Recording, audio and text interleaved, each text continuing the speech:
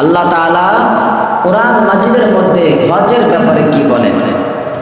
আল্লাহ তাবারক তাআলা কোরআন মাজিদের মধ্যে সূরা বাকারা 197 নম্বর আয়াতের মধ্যে আল্লাহ তাআলা নিজেই বলতেছেন, আল হাজ্জু আশহুরুম মা'লুমাত।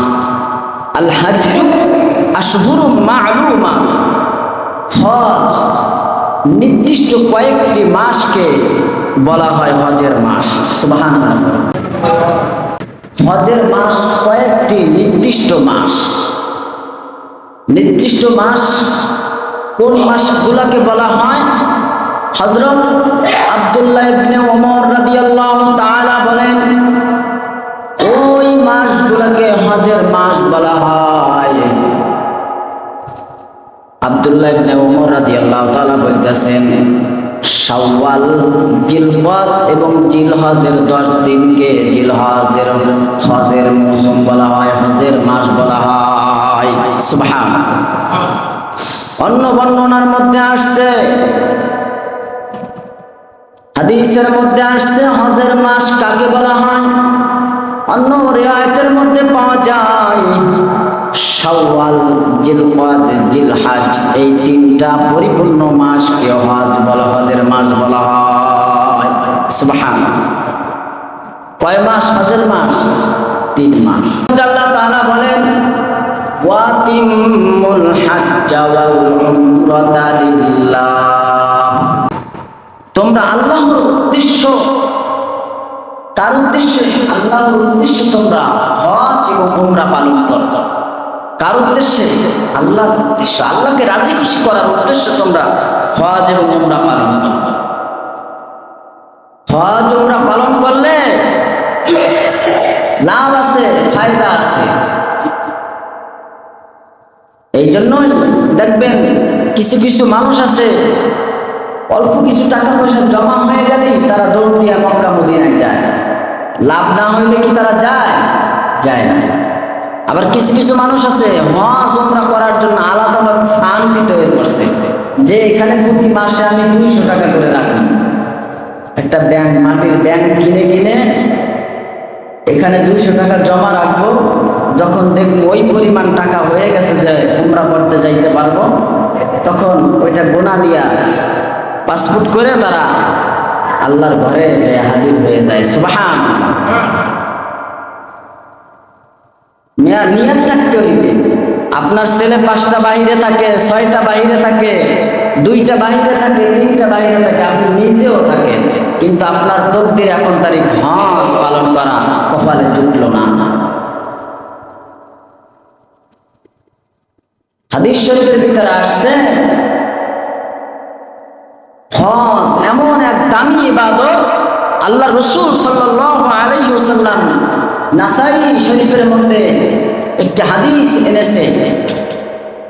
হাদিসের মধ্যে আল্লাহ রাসূল সাল্লাল্লাহু আলাইহি ওয়াসাল্লাম বলেন, আল হাজ্জু ইয়াহদিমু মা কানা ক্বাবলাহু। যেই ব্যক্তি হজ করে, যেই ব্যক্তি হজ পালন করে, আল্লাহ তাবারক তাআলা তার পিছনের সমস্ত গুনাহ খাতা আল্লাহ তাআলা মাফ করে দেন। হজের দ্বারা কি হয়? সমস্ত পিছনের গুনাহ খাতা মাফ করে দেন আল্লাহ তাবারক তাআলা। হজ করলে গুনাহ মাফ হয়, হজ করলে রিজিক বৃদ্ধি হয়। আমরা তো মনে করি হজ করলে টাকা কমে যাবে, রিজিক কমে যাবে। না, আল্লাহ তাআলা স্পষ্ট বলেছেন কোরআনের মধ্যে, হাদিসের মধ্যে বলেছেন, যেই ব্যক্তি আমাকে সন্তুষ্ট করার জন্য, আমাকে রাজি খুশি করার জন্য যেই ব্যক্তি হজ করলো এবং রাসূলকে খুশি করার জন্য, আল্লাহকে খুশি করার জন্য যে আল্লাহ রাসূলের রওজাকে জিয়ারত করলো, আল্লাহ তাবারক তাআলা বলেন তার জীবনের সমস্ত গুনাহ খাতা মাফ। শুধু মাফ নয়, একটা মাসুম বাচ্চা যখন জন্মগ্রহণ করে, নবজাতক শিশু, তার কোনো গুনাহ থাকে? গুনাহ থাকে না। হজ করার পরে সে নবজাতক শিশুর মতো শিশুর ন্যায় হয়ে যায়। সুবহানাল্লাহ। আল্লাহ রাসূল সাল্লাল্লাহু আলাইহি ওয়াসাল্লাম বলতেছেন, এই জন্য আমরা হজ করব, হজ করার জন্য আলাদা একটা ফান্ড তৈরি করব। করলে কি লাভ হয়?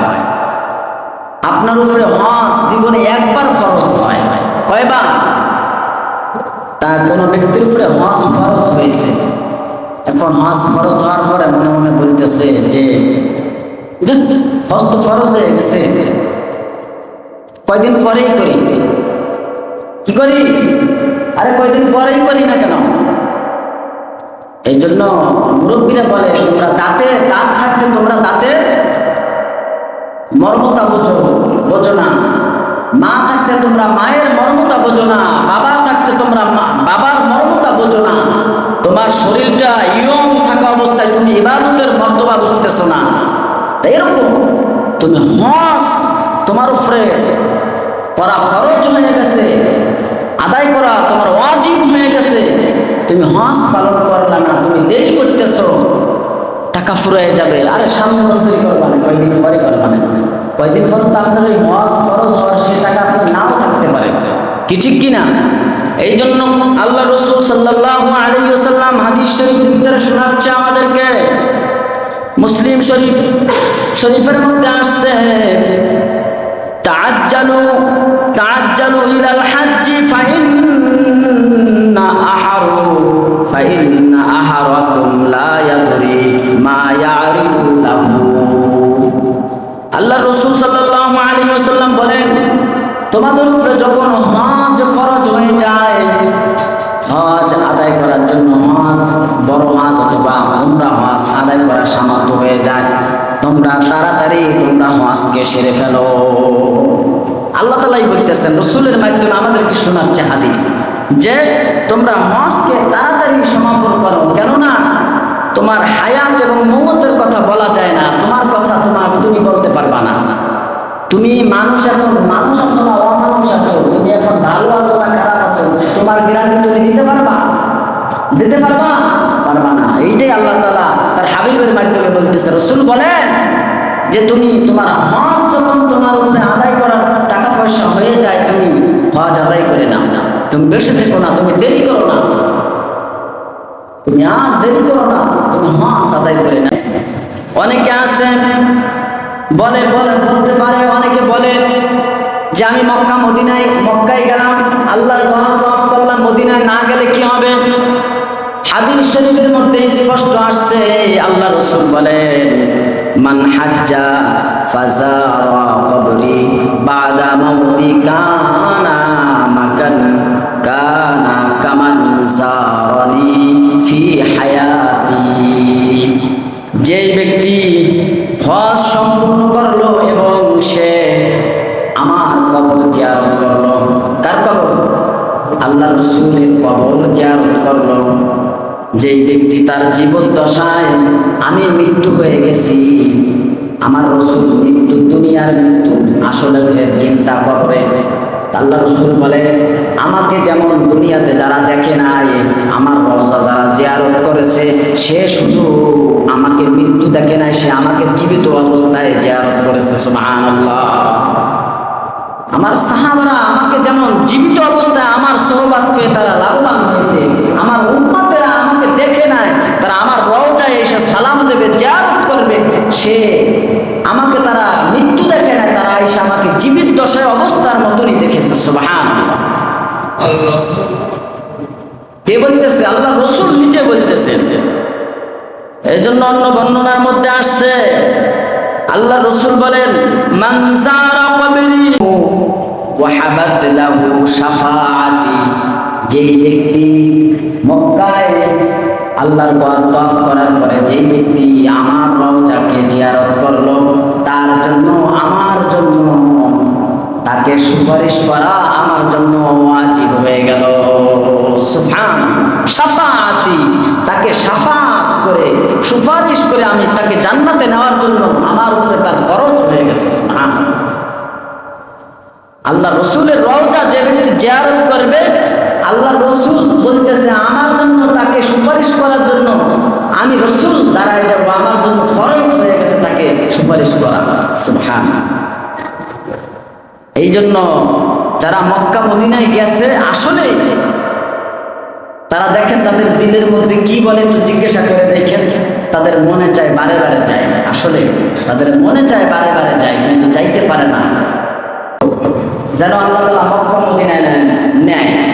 দোয়া না করলে কিভাবে আল্লাহ তাআলা কবুল করবে? আমাদের নিয়ত যদি থাকে, আর যদি আমরা নিয়তের পাশাপাশি যদি আল্লাহ তাআলার কাছে দোয়া করি, আল্লাহ যে আমাদেরকে মক্কা মদিনায় নিয়ে যান, কিভাবে দোয়া করবেন আল্লাহ তাআলাও তার হাবিবের মাধ্যমে শিখিয়ে দিয়েছে আমাদেরকে। আপনারা বলেন, আল্লাহুম্মা ওয়াফিক লানা, আল্লাহুম্মা ওয়াফিকনা, আল্লাহুম্মা ওয়াফিকনা জিয়ারাতাল